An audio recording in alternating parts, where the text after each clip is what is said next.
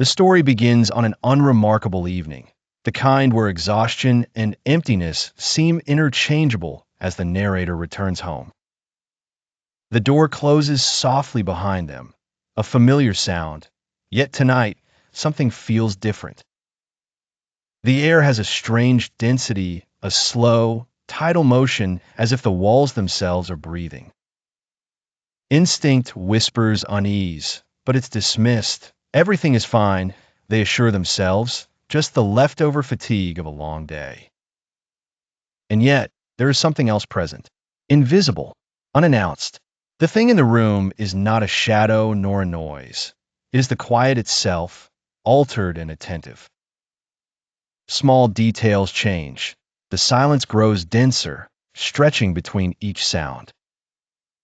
Thoughts loop and fragment, old regrets and half-remembered fears rising up, drawn forward as if summoned not by malice but by invitation.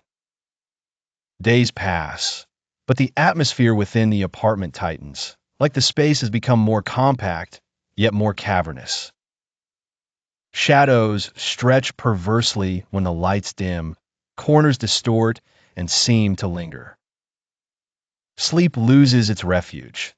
Each night, the narrator lies awake, feeling watched, not by eyes, but by a presence made entirely of attention. It learns their heartbeat, counts their breaths. Oddities accumulate. Mirrors pause, lagging a moment before presenting the familiar face, a face which sometimes seems to shift, as though the reflection remembers something the original has forgotten.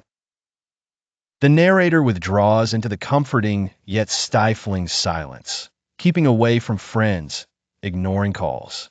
Noise becomes unwelcome, conversations intolerable.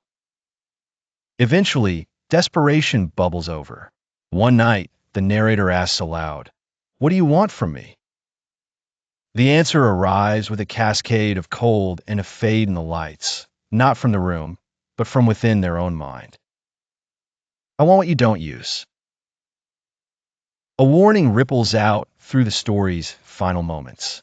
If the reader has ever felt the heaviness of silence, the sensation of watched solitude, the disquiet of alien thought, then perhaps the collector is growing within them, too.